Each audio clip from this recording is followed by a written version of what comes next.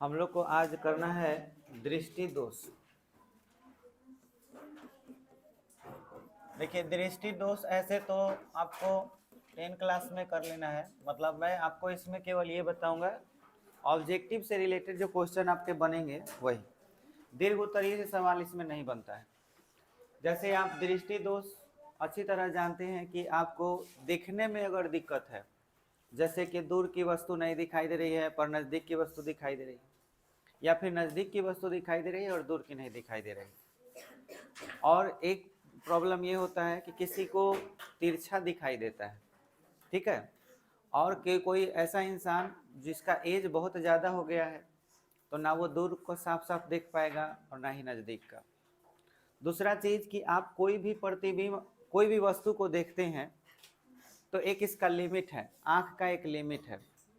अगर नेत्र आपका मान लीजिए कि नेत्र यहाँ पे है, इस पॉइंट पे है, इस जगह पे है, तो यहाँ से 25 सेंटीमीटर की दूरी तक के बाद कोई भी वस्तु रखा हो तो आप बड़े आराम से देख लीजिएगा, चाहे वो वस्तु अनंत पर ही क्यों ना हो। चांद को भी हम लोग देख लेते हैं बड़े आराम से, तो चांद हमारे लिए अनंत ही माना जाएगा एक तरह से। तो अनंत पर और 25 सेंटीमीटर जो हमारा नेत्र है, इसके अंदर अगर आप लेके आइएगा तब आप नहीं देख पाइएगा, तब आपको देखने में दिक्कत हो सकता है। तो इसीलिए याद रखना है कि स्पष्ट दृष्टि की न्यूनतम दूरी 25 सेंटीमीटर होता है और अधिकतम दूरी अनंत। तो दो ऑब्जेक्टिव आपका यहाँ हो गया, याद रखना है, न्यूनतम दूरी होगा 25, अधिकतम अनंत हो गया। अब आप दृष्टि दोष में आइए, तो दृष्टि दोष जो होता है वो 4 प्रकार का होता है, मतलब 4 तरह का बीमारी आपको इस टाइप का हो सकता है। एक आपका होगा निकट दृष्टि दोष, निकट दृष्टि दोष, इसी को कितना लोग लघु दृष्टि दोष भी कहता है, तो लघु कहो या निकट कहो एक ही बात हुई। दूसरा आपका है दूर दृष्टि दोष, दूर दृष्टि दोष, ठीक है। तीसरा जो है वो आपका है जरा दृष्टि दोष, जरा दृष्टि दोष। और इसके बाद जो है उस दोष का नाम है अबिंदुकता, अबिंदुकता, या आप इसे दृष्टि वैषम्य कह सकते हैं, दृष्टि वैषम्य। अब इसमें क्या क्या होता है इस चीज को समझिए। हम यहाँ पे ऑब्जेक्टिव के लिए ही आपको सारा बात बता रहे हैं। अगर मैं आपसे बोलूं कि निकट दृष्टि दोष में क्या होता है, और यहाँ पे देखिए उपचार भी हम लिख दे रहे हैं, ये तीनों चीज इसी में आपका क्लियर हो जाएगा। निकट दृष्टि दोष में क्या होता है, तो आपको याद रखना है निकट में निकट का अच्छा दिखाई देगा, दूर का साफ दिखाई नहीं देगा। तो हम यहाँ पे सही का चिन्ह लगा देंगे तो आप समझ जाइएगा कि निकट का दिखाई देगा, क्रॉस लगा दिए मतलब दूर का साफ साफ दिखाई नहीं देगा। अब उपचार के लिए आपको देखिए इसको याद कैसे रखना है, वही ट्रिक आजमाना है जैसे इसके पहले बताए हैं। जैसे निकट में कितने अक्षर हैं, 3 अक्षर हैं। अच्छा, लेंस हमारा दो होता है, एगो अवतल और एक क्या होता है उत्तल। अब आप देख सकते हैं इसमें कितने अक्षर हैं, 4, इसमें कितने अक्षर हैं, 3। अच्छा, दूर में कितने अक्षर हैं, तो आपको इसमें याद रखना है मैक्सिमम तो मैक्सिमम, मिनिमम तो मिनिमम। जिसमें कम अक्षर होगा, माने एक ट्रिक है याद रखने का, ऐसा कुछ नहीं है, कम अक्षर इसमें दूर में है और इन दोनों में कम अक्षर किस में है, उत्तल में। तो आपको याद रखना है दूर में कौन यूज होगा, उत्तल, और निकट में कौन यूज होगा। तो आप बोलिए निकट दृष्टि दोष हो तो उपचार किससे होगा, आए अवतल लेंस के चश्मा से। समझ में आया, तो हम यहाँ अवतल लिख देंगे तो आप समझ में आ जाएगा कि हमको अवतल लेंस का चश्मा प्रयोग करना है। अगर दूर दृष्टि है तो आपका निकट का दिखाई नहीं देगा लेकिन दूर का दिखाई देगा, लेकिन उपचार किससे होगा, उत्तल लेंस से होगा। समझ में आया। और अगर आपको जरा दृष्टि, तो इसमें ना तो निकट का साफ साफ दिखाई देगा ना ही दूर का। ये अधिक एज में होता है, और अधिक एज में होता है तो इसके उपचार के लिए हम उत्तल और अवतल दोनों तरह के लेंस का प्रयोग करते हैं। तो यहाँ दोनों लिख देंगे तो समझ जाइएगा, ठीक है। या आप बोल सकते हैं इसको द्विफोकसी, क्योंकि दो फोकस वाला। और अबिंदुकता, ये जो चीज है इस तीनों से अलग है, ये जन्मजात बीमारी है। जन्म से ही ये बीमारी किसी बच्चे को अगर हो जाता है तो आप देखे होंगे तिरछा देखता है ना, उसकी आंखें भी अलग से मतलब अजीब टाइप की होती हैं। तो हम लोग इसको अबिंदुकता बोलते हैं, मतलब वो क्षैतिज देखेगा तो उसको ऊर्ध्वाधर दिखाई नहीं देगा, और ऊर्ध्वाधर देखेगा तो क्षैतिज दिखाई नहीं देगा। इसमें क्या होता है, क्षैतिज दिखता है तो ऊर्ध्वाधर नहीं दिखता। समझ में आया? या फिर आपको याद रखना है कि क्षैतिज नहीं दिखेगा तो ऊर्ध्वाधर दिखेगा। ऊर्ध्वाधर मतलब समझते हो, ऊपर। और इसका उपचार जो है, इसके लिए हम लोग बेलनाकार लेंस यूज करते हैं। बेलनाकार लेंस, समझ में आया? थोड़ा सा इससे अलग एक बीमारी का नाम सुन लीजिए, मोतियाबिंद। अगर किसी व्यक्ति को मोतियाबिंद की बीमारी हो रही है तो उसको रात में नहीं दिखता है, ठीक है, तो हम लोग अपने ठेठ भाषा में कहते हैं कि रतौंधी हो गया है, कि रतौंधी का बीमारी हो गया। ये क्यों होता है, इस चीज को समझिए। इससे इसका कोई रिलेशन नहीं है। रतौंधी का डायरेक्ट संबंध जो है वो लेंस से है। जब किसी व्यक्ति की उम्र अधिक हो जाती है और उसके शरीर में प्रोटीन की कमी हो जाती है, तो जाहिर सी बात है किसी का एज ज़्यादा होगा और प्रोटीन का कमी होगा, तो हमारे शरीर में अधिकतम चीज़ प्रोटीन ही है। आप पढ़े भी होंगे कि हमारे शरीर में जितनी भी कोशिकाएं हैं, उस कोशिकाओं का निर्माण भी कार्बनिक और अकार्बनिक पदार्थ से हुआ है। यहाँ तक कि आप खून में भी चले आइए तो खून में प्लाज्मा जो पाया जाता है या फिर रेड ब्लड सेल पाया जाता है। खाली प्लाज्मा का बात करें या प्लाज्मा का या खून का ही बात करें, अब जैसे हीमोग्लोबिन है तो हीमोग्लोबिन में आप जानते होंगे 96% खाली प्रोटीन होता है और 4% रंजक होता है। मतलब हमारे शरीर में अधिकतम क्या है, प्रोटीन ही है। उसी तरह से हमारा नेत्र जो यानी लेंस जो बना है वो भी प्रोटीन जेली से ही बना हुआ है। अब वो प्रोटीन से बना है तो कुछ प्रोटीन ऐसे होते हैं जब वो खराब होने लगते हैं तो उनका कलर चेंज होने लगता है। और नेत्र लेंस में होता ये है कि जब आपको मतलब उम्र ज्यादा हो जाएगा और प्रोटीन की कमी होने लगेगी तो उस पल होगा क्या कि उसका कलर व्हाइट कलर का होने लगेगा। दूध का रंग देखे हो तो बस दूध के रंग जैसा किसका कलर हो जाएगा, लेंस का। कब होगा, जब अधिक उम्र होगा और प्रोटीन का कमी होगा तब। इसीलिए हम लोग के गांव देहात में कहा जाता है कि मछली ज्यादा खाने से आंख तेज होता है। आंख तेज होता है, देखो मछली में क्या है प्राय, ऐसा क्यों कहा जाता है, मछली में प्रोटीन होता है और प्रोटीन आप खाते हैं तो आंख में प्रोटीन, देखो प्रोटीन से ही हमारा नेत्र लेंस बना हुआ है। तो अगर हम प्रोटीन का सेवन करते हैं तो सबसे ज्यादा असर हमारे नेत्र लेंस पर पड़ेगा ही पड़ेगा, और वो बहुत अच्छा रहेगा हमेशा हमेशा तक। लेकिन अगर इसकी कमी हो जाती है शरीर में तो उसका असर लेंस पर पड़ता है और लेंस धीरे धीरे खराब होकर के वो किस कलर का हो जाएगा, व्हाइट कलर का। जबकि लेंस से प्रकाश अगर पूरी तरह से आर पार नहीं होगी तो इमेज रेटिना बना पाएगा, नहीं बना पाएगा। रेटिना पर इमेज बनवे नहीं करेगा। अब इमेज नहीं बनेगा, प्रकाश जाएगा ही नहीं तो आपको कुछ दिखेगा नहीं दिखेगा। और इसी बीमारी को हम लोग कहते हैं मोतियाबिंद। काहे मोतियाबिंद नाम पड़ा, मोती देखा होगा, मोती भी व्हाइट कलर का होता है, दूध के कलर के जैसा।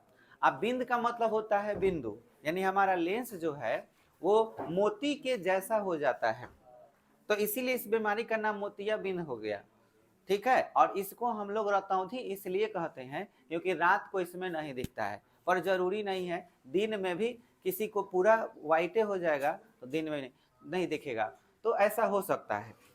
और अगर इस तरह की बीमारी हो रही है तो इसका इलाज है, इसका इलाज है सिंपल कि आप लेंस चेंज करवा लीजिए।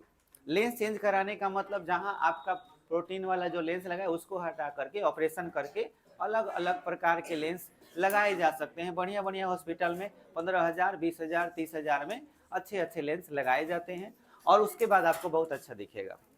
लेकिन याद रखना, लेंस ही बदल सकते हो, उसके अंदर कौन समस्या है तो उसका कोई इलाज नहीं है। रेटिना में कोई समस्या है, कोई इलाज नहीं। कौन शंकु गायब है, कलर ब्लाइंडनेस का बीमारी है, कोई इलाज नहीं है उसका। समझ में आया?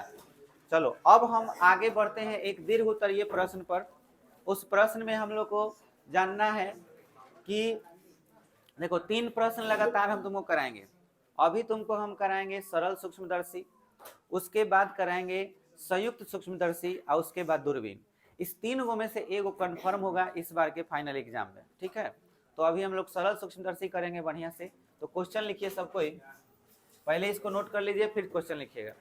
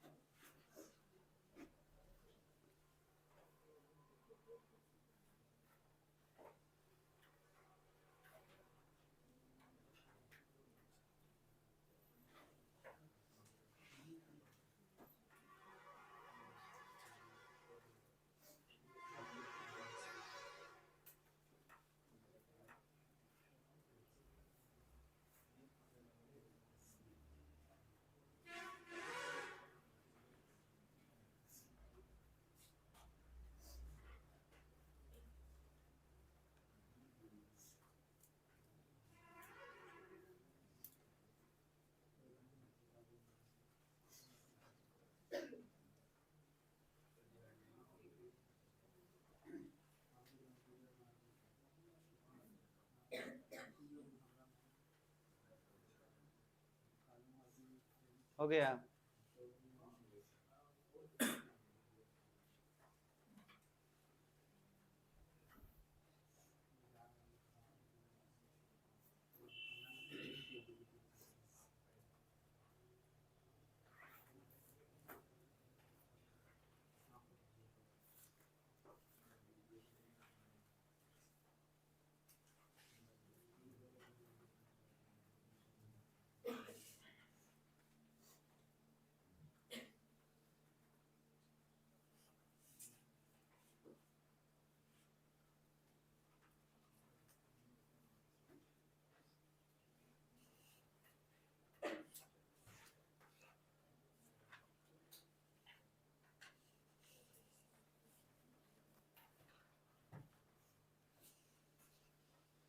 उतरलस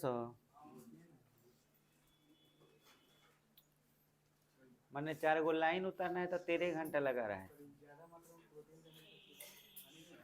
होता है, पथरी का बीमारी होता है, पथरी होगा।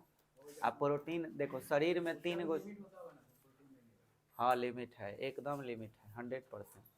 3 गो चीज होता है भोजन का। देखो जनरली हम लोग जो भोजन करते हैं ना, उसमें भोजन चाहे तुम कोनो वेराइटी का खाना खाओ, कुछ भी, बर्गर से लेके पिज्जा तक, कितनो हाई फाई खाना खा लो, तुम चाहे कितना बहुत बड़ा आदमी हो या बहुत छोटा आदमी, इस पृथ्वी पर जो अवेलेबल है वही ना खाओगे। और इस पृथ्वी पर सिर्फ 5 चीज अवेलेबल है, उसमें से 3 ही चीज है जो हम भोजन से प्राप्त करते हैं। पहला कार्बोहाइड्रेट, दूसरा वसा और तीसरा है प्रोटीन। बाकी खनिज लवण ये गो अलग हो गया, और एक बाद विटामिन। तो विटामिन खाने के लिए भोजन में भी मिलता है और अलग से इन्वायरमेंट से भी मिलता है। तो ये 2 गो अलग समझो, लेकिन 3 गो ही हम लोग भोजन करते हैं, चाहे कैसनो खाना खाओ। उसमें से कार्बोहाइड्रेट आसान होता है पाचन के लिए, मतलब उसको तोड़ने में कोई दिक्कत नहीं है। शरीर के अंदर जाएगा तो शरीर का जितना भी पार्ट्स है उसको तोड़ने में कोई दिक्कत नहीं, आराम से तोड़ लेगा। एंजाइम वगैरह है उसको तोड़ देगा।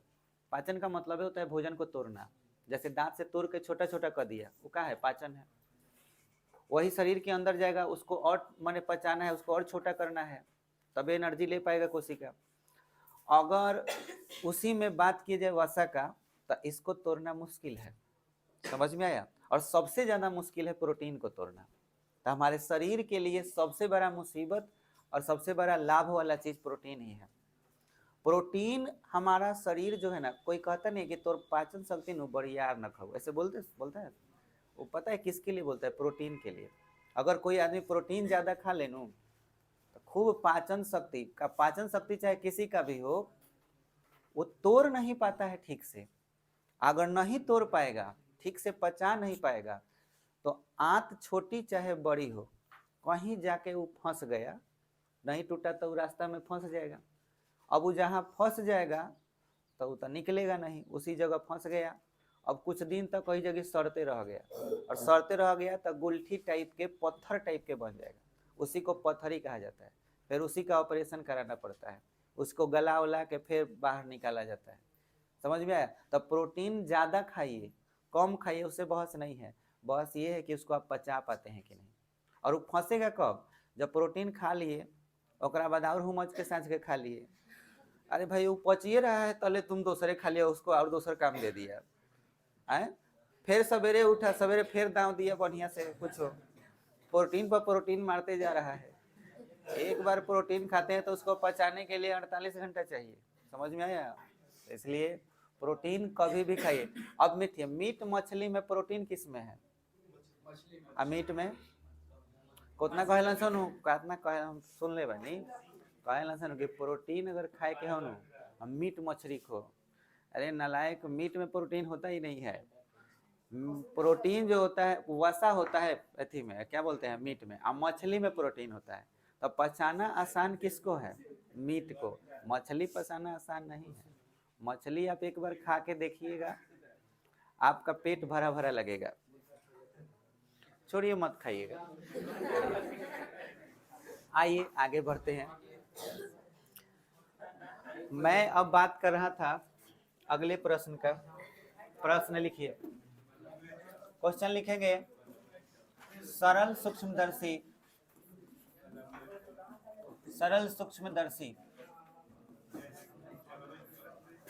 Simple microscope.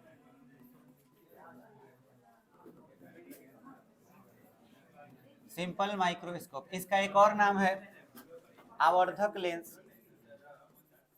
आवर्धक लेंस इंग्लिश में बोलते हैं magnifying glass. Magnifying glass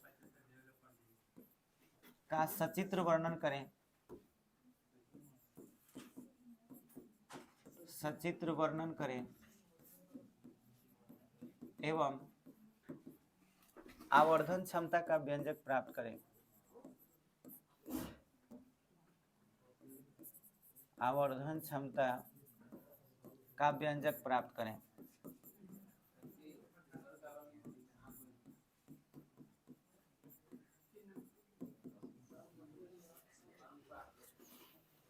question लिख लो सर, हो गया।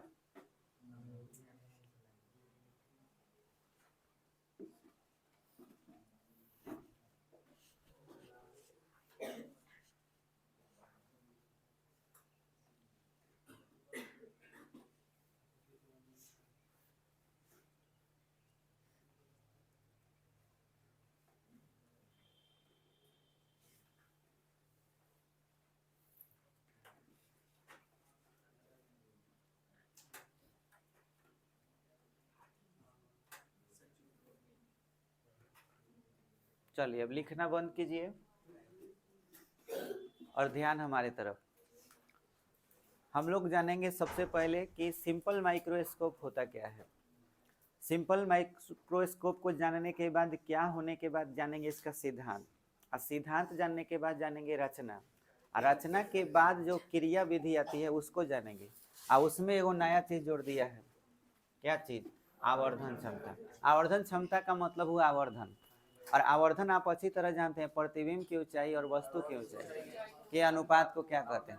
आवर्धन कहते हैं। आवर्धन एक तरह से तुलना है प्रतिबिंब में और वस्तु में, ये आप अच्छी तरह जानते हैं, बता भी दिए। अगर आपसे पूछा जाए कि प्रतिबिंब अगर 10 मीटर के है, माने प्रतिबिंब की हाइट 10 मीटर है और वस्तु 2 मीटर का है, तो बोलो आवर्धन कितना हुआ? 5। माने 5 गुना प्रतिबिंब बन रहा है, वस्तु की अपेक्षा 5 गुना इमेज बन रहा है। 5 गुना बनेगा तो 5 गुना हाइट है।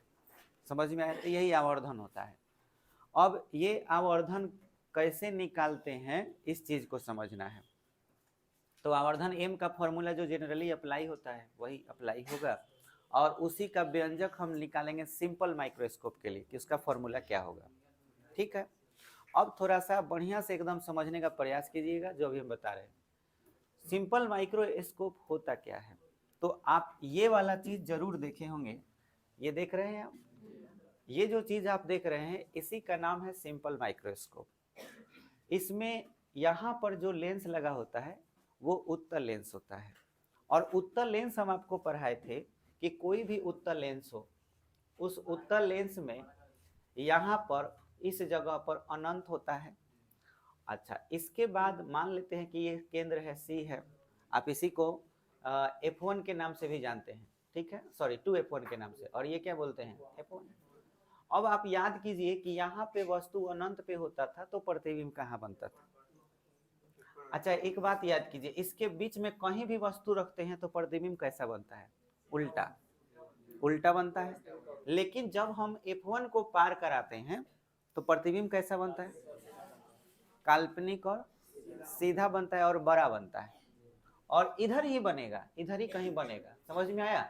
यहाँ पर अगर वस्तु रख दिए तो इस वस्तु का इमेज इधर ही बनेगा और बड़ा बनेगा।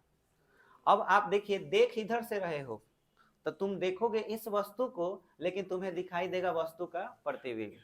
बात समझ में? यानी कि छोटा चीज हमें कैसा दिखेगा? बड़ा दिखेगा। लेकिन अगर तुम इसको दूर लेकर चले जाओ, लेंस को दूर लेकर चले जाओगे, तो यही वस्तु F1 के इधर आ जाएगा, और जब F1 के इधर आ जाएगा तब प्रतिबिंब चला जाएगा तुम्हारे आंख के तरफ, और वो तुमको दिखाई नहीं देगा क्योंकि वो उल्टा बनता है, और उसे पर्दे पर प्राप्त किया जा सकता है। इसका मतलब ये हुआ कि हम लेंस, इस लेंस का यूज अगर किसी चीज को बड़ा करके देखना चाहते हैं तो हमें लेंस को हमेशा कहाँ ले जाना चाहिए? ये देखो, ये बंदा जो इसको पकड़ा है ना, अगर ये थोड़ा दूर कर ले तो ये नहीं दिखेगा, जैसा है वैसा ही रहेगा, वो धुंधला हो जाएगा। लेकिन वही वो नजदीक लेते जाए, लेते जाए, नजदीक लेते जाए, और जैसे ही ये बड़ा दिखने लगे तो समझ लेना कि ये जो अंदर लिखा हुआ जो चीज नजर आ रहा है वो कहाँ है? फोकस और लेंस के बीच में, चाहे आप प्रकाशिक केंद्र भी बोल सकते हो, लेंस के प्रकाशिक केंद्र और फोकस के बीच में। तो बोलो, बड़ा दिखने लगा कि नहीं दिखने लगा? तो भाई तो हमारे लिए एक बहुत अच्छा डिवाइस हो गया। छोटे चीज को ये क्या कर रहा है? बड़ा करके दिखा रहा है। बस इसी का नाम हमने नाम रख दिया सिंपल माइक्रोस्कोप। साधारण या सरल सूक्ष्मदर्शी, सूक्ष्म मतलब छोटा, अदर्शी मतलब दिखाने वाला। देखो, ये छोटी चीज को दिखा दे रहा है कि नहीं? दिखा दे रहा है। बात समझ में आया? अब इसमें आपसे पूछे कि सरल सूक्ष्मदर्शी क्या है, तो आप ध्यान दीजिए, सरल सूक्ष्मदर्शी एक यंत्र है, लेकिन कैसा यंत्र है? प्रकाश से काम करने वाला यंत्र है। प्रकाश नहीं रहेगा तो अंधेरा में देख लेगा, इससे नहीं देखा। तो अब इसको आंख है तो आंख से अंधेरा में देख सकते हैं? नहीं देख सकते। तो हम आंख को भी प्रकाशिक यंत्र बोलते हैं, और ये भी क्या है? एक प्रकाशिक यंत्र है। फर्क बस इतना है कि ये इंसान ने बनाया है और आंख भगवान ने बनाया है। बुझा? कि तुम लोग बना लेते हो आंख? नहीं बना पाओगे? चलो देखो, तो ये कैसा यंत्र है? प्रकाशिक यंत्र है। इसके द्वारा क्या होता है? एक तो सामने प्रयोग दिख रहा है, छोटे छोटे लिखावट को बड़ा करके देख सकते हैं। अच्छा, मशीन जो होता है, मशीन का मतलब कोई भी मशीन हो सकता है, जैसे मोबाइल। मोबाइल का जो मिस्त्री है वो मोबाइल को जब बनाएगा, या मोबाइल के जो इंजीनियर होते हैं, बहुत छोटा छोटा जो लिखावट या छोटे छोटे पार्ट पुर्जे होते हैं, उसको अगर देखना हो तो भी इसी के जरिए देखते हैं। समझ में आया?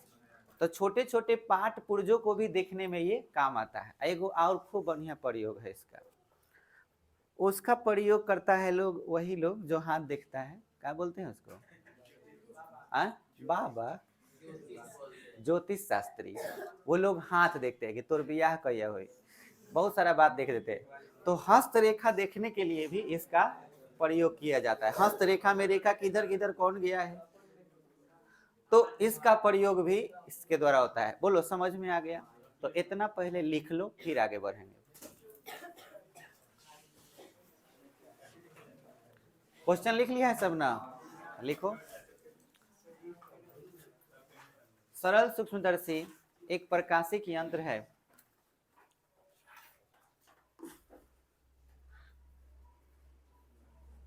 सरल सूक्ष्मदर्शी एक प्रकाशिक यंत्र है। सरल सूक्ष्मदर्शी एक प्रकाशिक यंत्र है जिसके द्वारा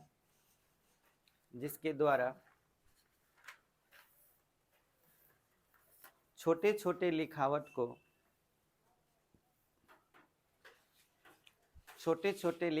को बड़ा करके देखा जा सकता है।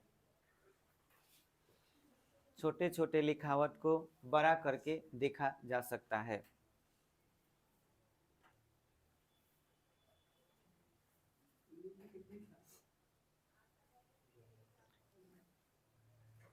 इसके द्वारा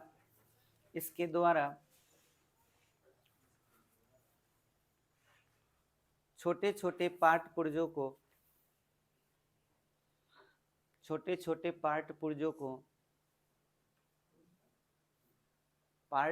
को देखा जा सकता है। इसके द्वारा हस्तरेखा भी देखी जाती है। इसके द्वारा हस्तरेखा भी देखी जाती है। हस्तरेखा भी देखी जाती है।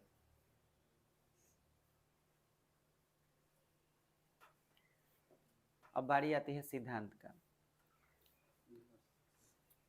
सिद्धांत समझो, फिर लिख लेना। अब सिद्धांत क्या है? सिद्धांत देखो यहाँ सामने है। तुम ये बताओ कि इमेज माने वस्तु कहाँ रखेंगे कि हमको बड़ा दिखाई देगा? तो बस यही आपका सिद्धांत हो गया कि किसी भी उत्तल लेंस में वस्तु को अगर फोकस और लेंस के बीच रखते हैं, फोकस या प्रकाशीय केंद्र के बीच में रखते हैं, तो उसका सीधा और बड़ा प्रतिबिंब बनता है। बात समझ में आया? क्या सिद्धांत हो जाएगा? किसी भी उत्तल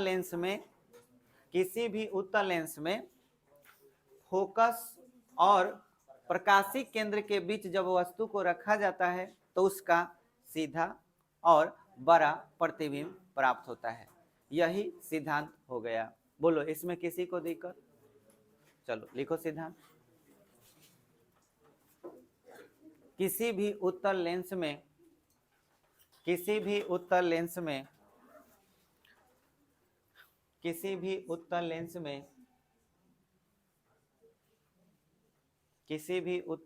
में फोकस और प्रकाशीय केंद्र के बीच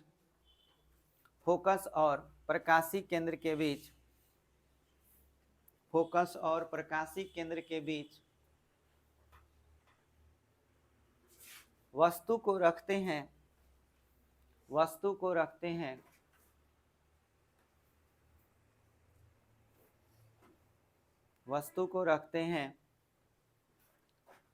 तो सीधा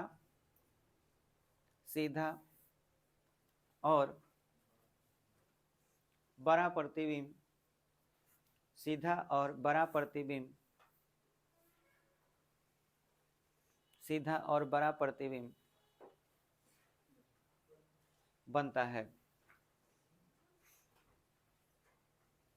हो गया। अब आता है रचना चाहे बनावट।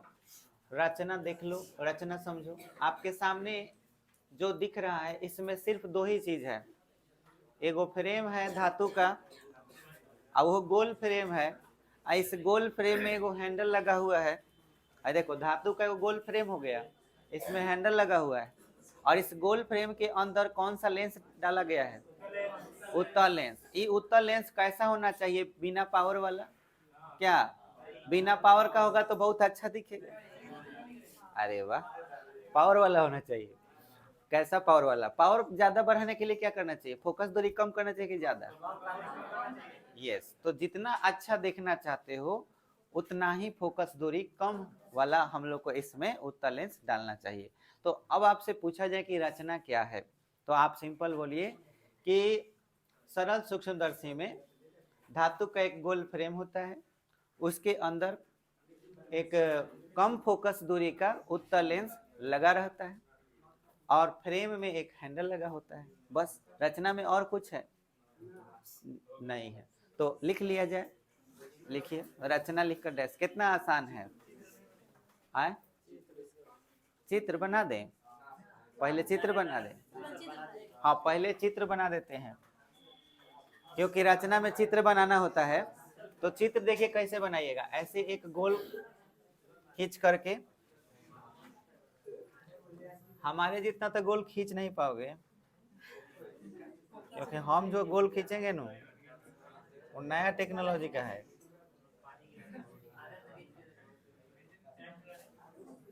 देख तो ऐसे खींच देगा, ऐसे गोल खींच देगा सब। बहुत तेज है तुम लोग। चलो अब इसके बाद में एगो हैंडल लगा देते हैं।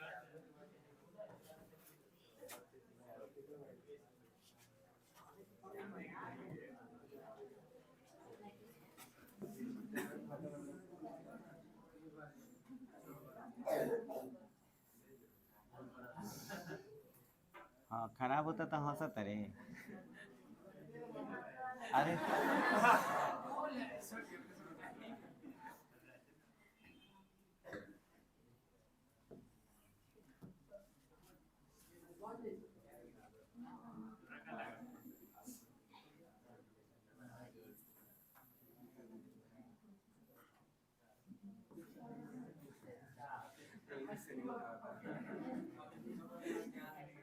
देखो ये जो है हैंडल हो गया।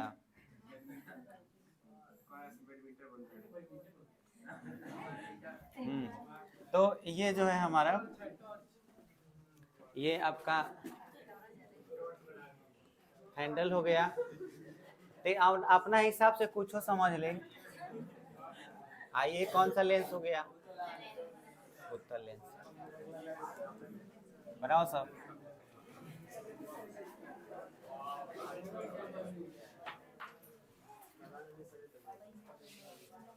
और इसके नीचे अब लिखो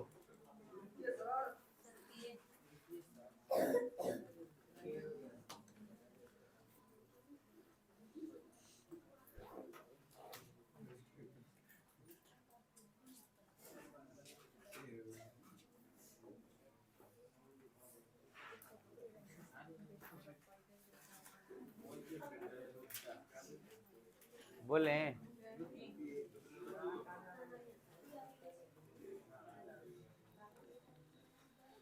लिखिए सरल सूक्ष्मदर्शी में, सरल सूक्ष्मदर्शी में, सरल सूक्ष्मदर्शी में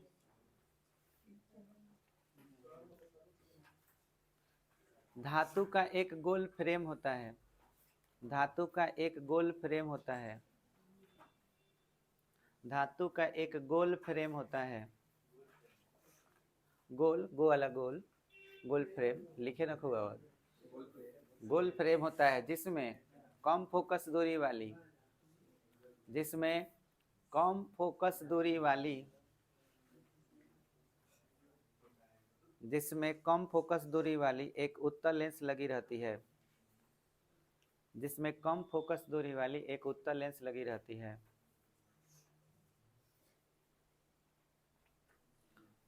फ्रेम में एक हैंडल लगा होता है। फ्रेम में एक हैंडल लगा होता है। फ्रेम में एक हैंडल लगा होता है।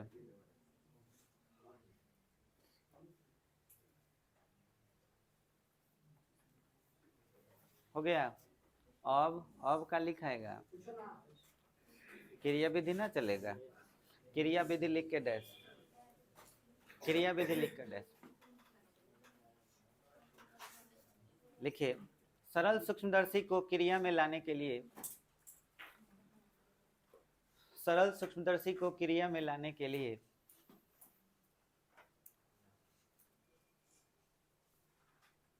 क्रिया में लाने के लिए इसके हैंडल को पकड़कर, इसके हैंडल को पकड़कर, इसके हैंडल को पकड़कर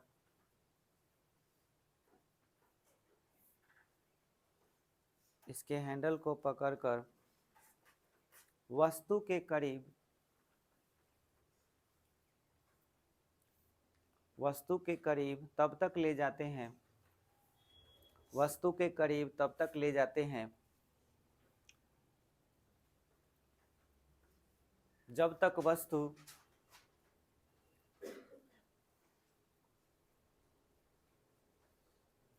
वस्तु फोकस और प्रकाशी केंद्र के बीच में ना आ जाए, जब तक वस्तु फोकस और प्रकाशी केंद्र के बीच में न आ जाए।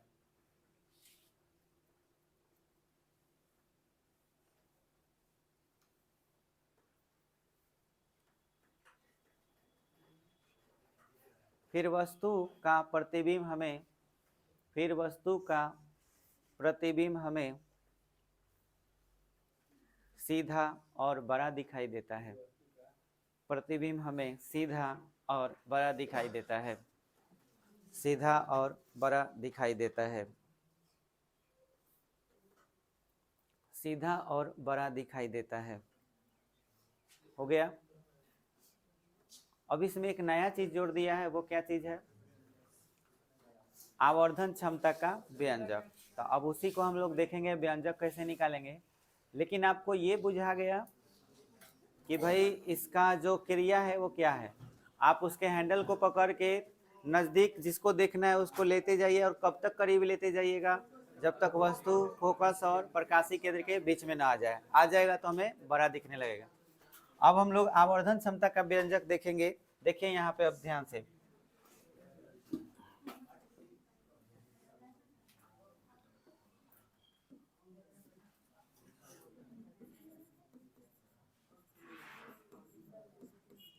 आवर्धन क्षमता का व्यंजक।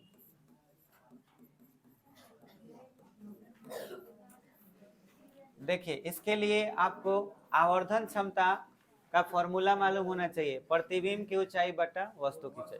इसका मतलब यह हुआ कि हम लोग को फिगर में लेंस को दिखाना होगा, वस्तु दिखाना होगा, प्रतिबिंब दिखाना होगा। तो हम एक उत्तल लेंस बना लेंगे, उसके बाद हम एक मुख्य अक्ष खींच लिए, और यहाँ पर हमारा प्रकाशी केंद्र होगा। वस्तु कहाँ रखना है? फोकस, यानी मान लेते हैं ये F1 हो गया, तो वस्तु कहाँ रखेंगे? प्रकाशी केंद्र और F1 के बीच में। मान लीजिए यहाँ रख दिए वस्तु। तो आपको नियम याद होगा, इमेज बनाने के लिए दो किरण चाहिए और दोनों अपवर्तित किरण होना चाहिए। तो अगर समांतर खींचिएगा तो कहाँ जाएगा? फोकस से गुजरेगा।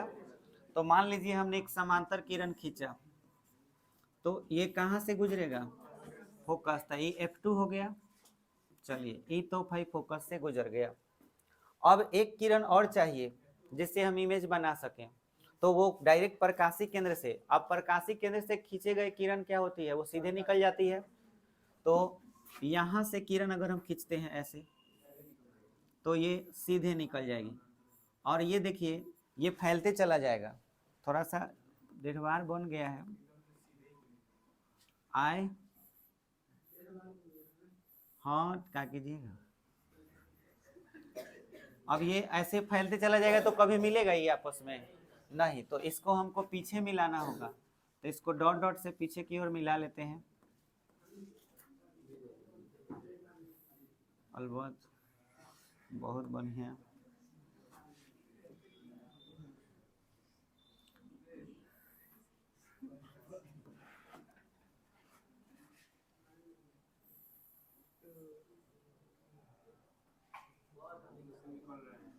आए अब एगो यहाँ से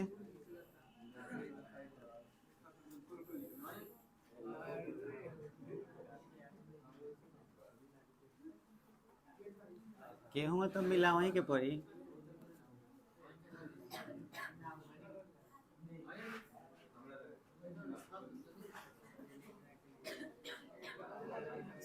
हाँ समझ में आ गया।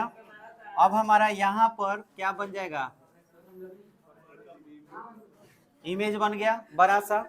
अगर इसको वस्तु को ए बी मान लेते हैं, इमेज को क्या मान लेते हैं, सी डी। क्लियर हो गया।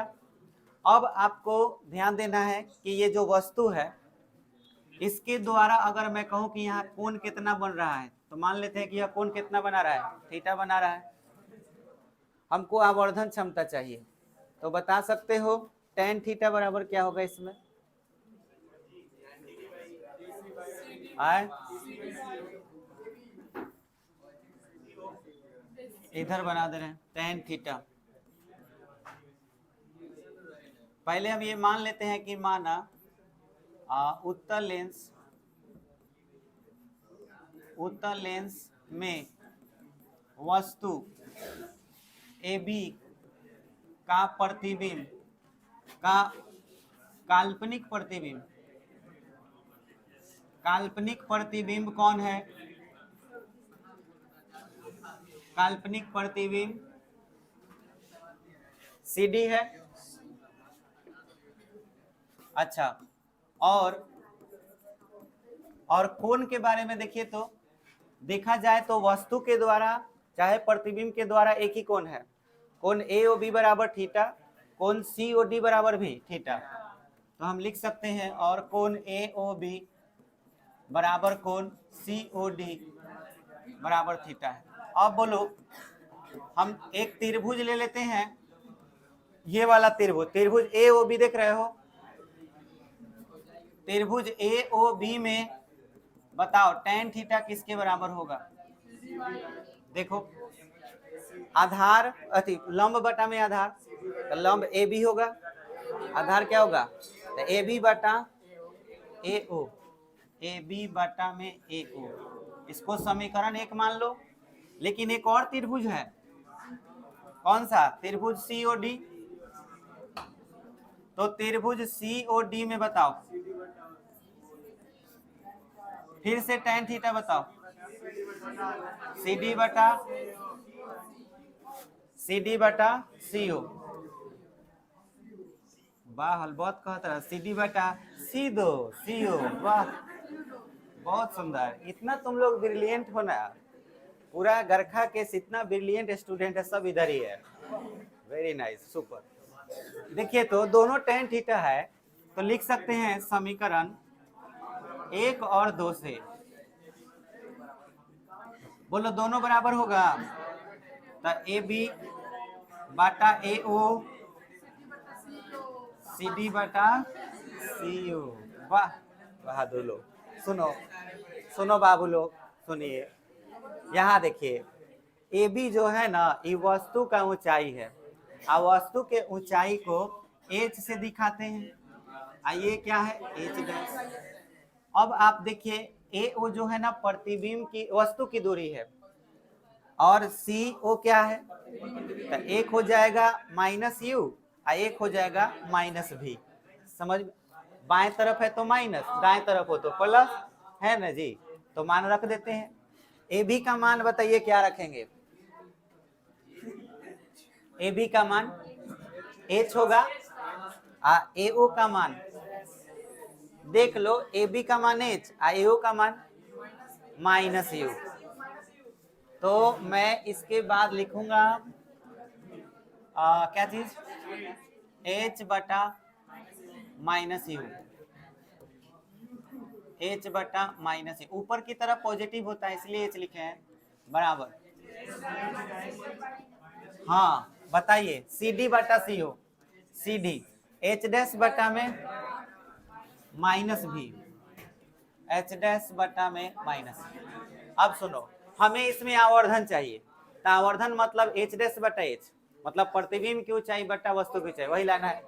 तो आप देख सकते हैं यहाँ एच डैश है, तो आप एच डैश लिख लीजिए और इसके बटा में क्या लेके आ जाइए, एच, इसको वहां लेके चले जाइए, तो माइनस भी बटा माइनस माइनस क्या हो गया प्लस, इसको क्या बोल सकते हैं m, तो m बराबर बोलो क्या हो गया v बटा u, यही ना हो जाएगा। तो आपको लग रहा है कि आंसर हो गया, नहीं आंसर नहीं हुआ, अब आंसर होगा। देखिए लेंस सूत्र पढ़ाए थे, तो लेंस सूत्र क्या होता है, 1/f बराबर 1/v माइनस 1/, यहाँ ऊपर क्या है v है ना, तो इसमें हम दोनों तरफ v से गुना कर दे रहे हैं। तो अगर v से दोनों तरफ गुना कीजिएगा तो बोलिए क्या होगा, v बटा f बराबर, बोलिए v बाई v। ऐसा क्यों किए बताओ, इससे मैचिंग कराने के लिए।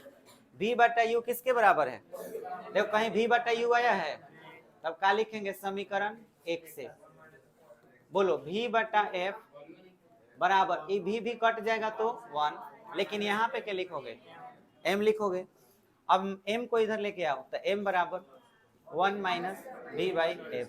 अब यहाँ पे ही बात को बढ़िया समझना है, v क्या है तो प्रतिबिंब की दूरी है, ठीक है, और f क्या है फोकस। आप वस्तु को देखना चाहते हो, मान लो कि तुम मैग्नीफाइंग ग्लास हाथ में लिए हो, यहाँ पे बात को बढ़िया समझना। यहाँ पर हम एक बहुत इंपॉर्टेंट बात बता रहे हैं, यहीं से ऑब्जेक्टिव भी आता है। तो अगर आप कोई भी सरल सूक्ष्मदर्शी लेकर के किसी वस्तु को देख रहे हो, आप देखते ही क्यों है ये बताइए, पढ़ेला, क्योंकि वो तुम्हारा जो भगवान जी ने, गॉड ने जो मशीन दिया है वो काम नहीं करता है, इतना छोट होता है कि वो दिखाई नहीं देता है, आंख है फाड़ियों को देखता है तो नहीं लौक रहा है, तो उसके बाद तुम अपना जो औजार निकालता है और उसके बाद देखने का प्रयास करता है। अच्छा तुमको कब अच्छा लगेगा पढ़ने में, जब बहुत बड़ा बड़ा दिखने लगे, कहीं तुम और नजदीक ले जा रहे हो फिर छोटे हो गया, कुछ देर के बाद बड़ दिखाई दे रहा था और उसके बाद दिखाई नहीं दे रहा, फिर उसे छोट हो गया, तो उतना अच्छा नहीं हो गया। हमको जितना बड़ दिखाई देगा उतना अच्छा रहेगा। अब आप ध्यान से देखिए, जितना बड़ दिखना है उसके लिए आपको ध्यान रखना है कि आवर्धन उतना ही ज्यादा होना चाहिए। अब आवर्धन ज्यादा करने के लिए आप देख सकते हैं 1 माइनस v बाई एफ है, तब फोकस दूरी तब फिक्स है, उसको चेंज नहीं कर सकते। किसी भी लेंस का फोकस दूरी क्या होता है, वो फिक्स होता है। चेंज आप क्या कर सकते हैं, वस्तु की दूरी और प्रतिबिंब की दूरी को। तो वस्तु की दूरी में अगर मैनेजमेंट कीजिएगा तो ऑटोमेटिक प्रतिबिंब की दूरी चेंज होगा। अब यहाँ फॉर्मूला में वस्तु की दूरी तो मौजूद नहीं है, क्या मौजूद है, अब हमको इसी को बहुत बढ़िया से देखना है और बड़ा करके देखना है। ऐसा हम क्या करें, तो इसका एक ही उपाय है, जब आप लेंस को नजदीक ले जा रहे होते हैं तो उसको उतना नजदीक लेकर के जाइए जितना पर आपका आंख का जो और वस्तु का जो डिस्टेंस है, जितना करीब लेके जाइएगा। अब देखिए बहुत ज्यादा करीब लेके चले जाइएगा तो नहीं दिखाई देगा। क्यों नहीं दिखाई देगा, रीजन है कि हम ज्यादा से ज्यादा 25 सेंटीमीटर है ना, 25 सेंटीमीटर के, हाँ कम से कम, सॉरी 25 सेंटीमीटर से थोड़ा सा भी कम हुआ तो नहीं दिखेगा आपको, और 25 लास्ट आपका बॉर्डर है, उसको क्रॉस कर जाइएगा तो नहीं दिखेगा। तो आप कहां तक आ सकते हैं बड़ा करने के लिए, 25 तक, और 25 सेंटीमीटर को डी से सूचित किया जाता है, याद रखना 25 न्यूनतम जो दूरी होती है देखने का, उसको कैसे सूचित करते हैं। तो हम यहाँ पे लिख रहे हैं कि स्पष्ट देखने के लिए, स्पष्ट देखने के लिए है ना, v बराबर कितना माइनस 25 सेंटीमीटर, अर्थात ध्यान दीजिएगा v बराबर माइनस 25 सेंटीमीटर, अर्थात v बराबर माइनस डी, डी को हम लोग डी से सूचित करते हैं 25 सेंटीमीटर को, डी का मान याद रखना है 25 सेंटीमीटर, तो v बराबर माइनस डी होना चाहिए। अगर इतना होगा तो बोलो यहाँ पे पुट करेंगे माइनस डी, तो बोलो क्या आएगा, माइनस डी, यहाँ भी के जगह पर रखेगा तो माइनस माइनस प्लस, तो आ जाएगा 1 प्लस डी बाई एफ। इसी को सरल सूक्ष्मदर्शी का आवर्धन क्षमता कहते हैं, 1 प्लस डी बाई एफ। बोलो क्लियर हो गया। डी का वैल्यू कितना, 25 सेंटीमीटर। चलिए अब आप इसको नोट कर सकते हैं।